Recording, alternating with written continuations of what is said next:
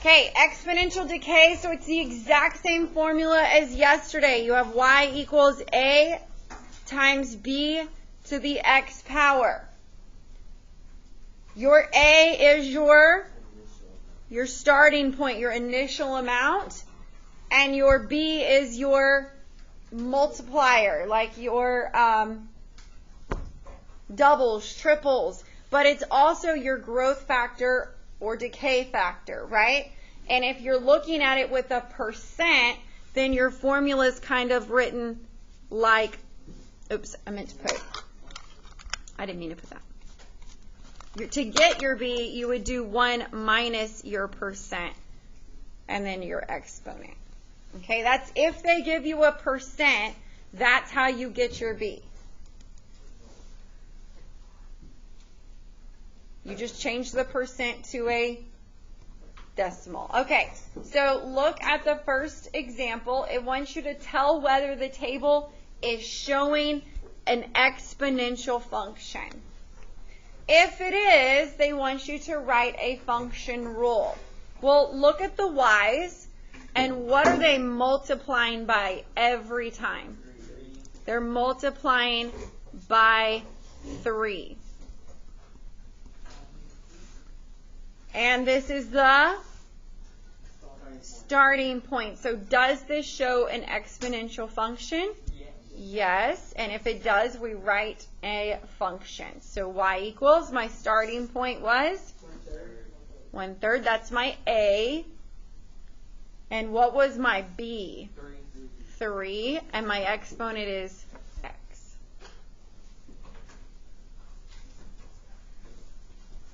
Okay, look at the next example. What are they multiplying by? 4.5.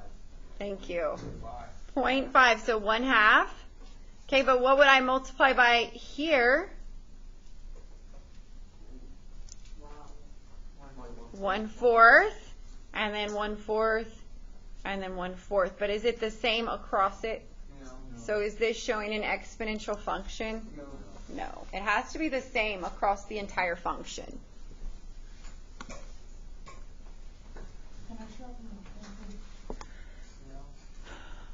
Moving on.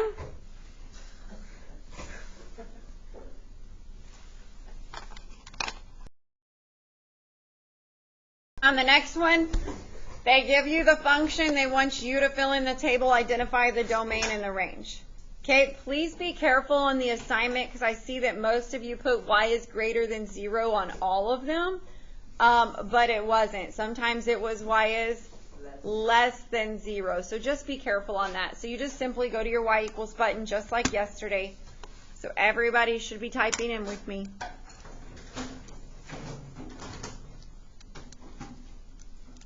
And then go to your table and fill in what it gives you.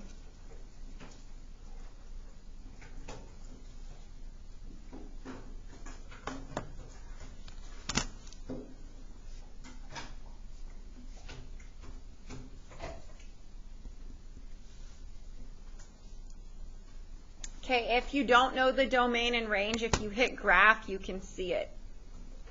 So see how this one is above y is 0? So that means that your domain will be all real numbers for x, and your range is y is greater than 0.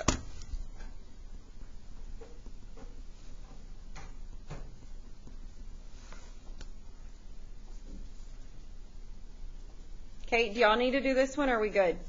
It's the exact same. Okay, skip that one.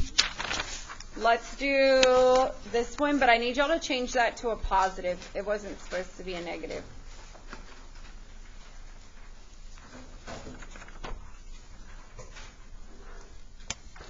Okay, so y equals positive 0.3 to the x power.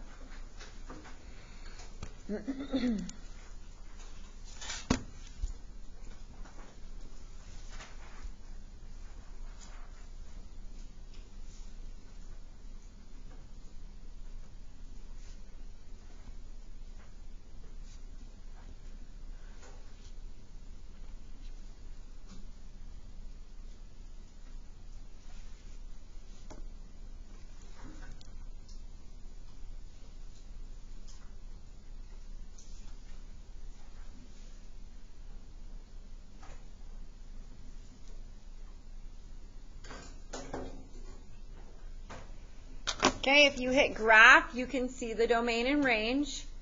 So the domain is all real numbers. Is the range going to be greater than 0 or less than? Greater than. So the domain, all real numbers, and the range, y is greater than 0. We can skip this one. It's the same thing. Are you supposed to tell if it was graph or decay? Did it say to? I don't think it did. Nope, it just said graph it and identify the domain and range. All right, moving on.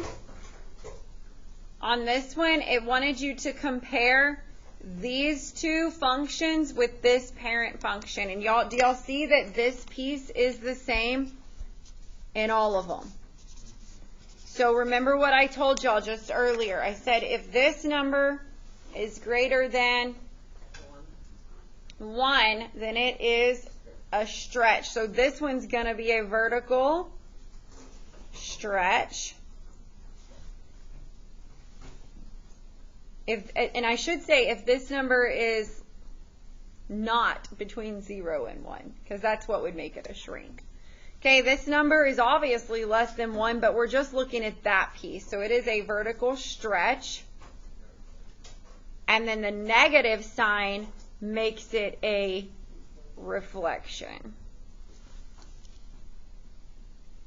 And then whenever you push this in your calculator, you can put it all at the same time. Remember how I taught y'all yesterday? Or you can put it one at a time. Whatever works best for you where you don't get confused. Then you can kind of also see what happens with the numbers. So this is my parent function.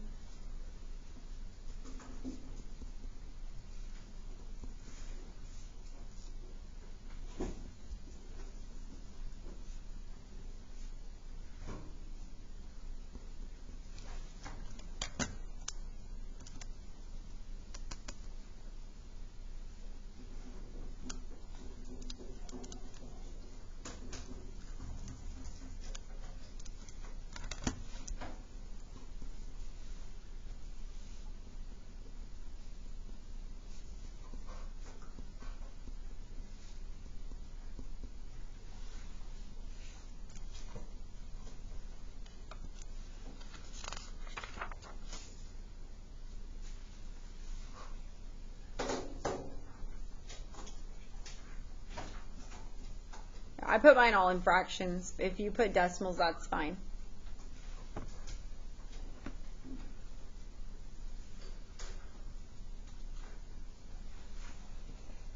Okay, do y'all see that with the parent function, the vertical stretch, it made it bigger? And then do you see the vertical stretch and reflection here? Okay, you don't have to graph it. On this one, we don't have to fill in the whole table. Y'all, we did like 2 of these yesterday too, right? Y'all are good? Okay, I just want you to look at this, and it wanted you to graph this parent function here. So they all have that in common. So let's talk about if it's a vertical stretch or shrink. What would this number be? So this would be a vertical shrink. Oh, I can't spell. And then this would be a shrink and reflection. And if y'all want to see my table, just to see what happened to the actual graph numbers, y'all don't have to fill yours in if you don't want to, but here was your beginning function, and it got smaller. So that's a shrink, and then it got smaller, and it reflected it. Are y'all good? Do y'all want to fill out the table? No. Okay. I mean, it really... Y'all know how the calculator does it.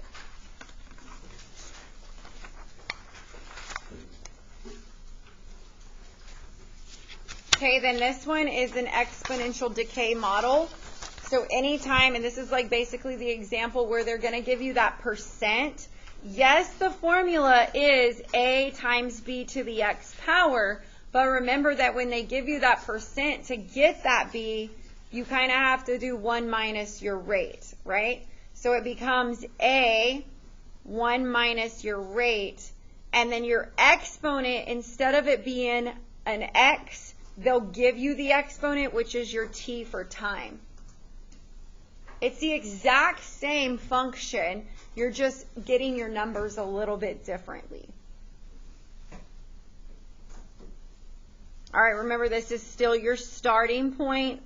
This is your percent change to a decimal, and then this is your time.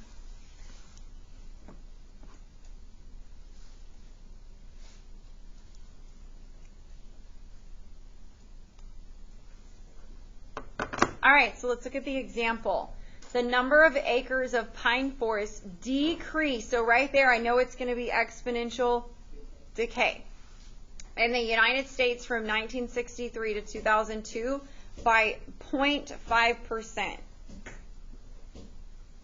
In 1963, there were about 41 million acres. What is that number going to be? That's my starting point. And I'm just going to leave it as 41 and know that my answer needs to be in millions. So 41, open parentheses. To get this number, I'm going to subtract 1 minus, but I got to change that to a decimal. I know y'all think it looks like a decimal, but if it has a percent sign, you have to change it to a decimal by moving the decimal place 2 places to the left or dividing by 100. So it's 0.005. And how would I get my exponent? I need to figure out how many years, right? So they want the years from 1963 to 2002. So you just subtract those years, and it's 39. Now, on this EOC test, they will probably not give you an answer choice that looks like that. They're going to go ahead and subtract that. So make sure you understand that. It would be 41 open parentheses, and they would have already subtracted 1 minus 0.005, which is 0.995 to the 39th power. So if there was an answer choice, it's probably going to look like that. Both are perfectly correct, okay? And then you would just put that in your calculator, and you would get 33.7, but what should my answer be in? Millions.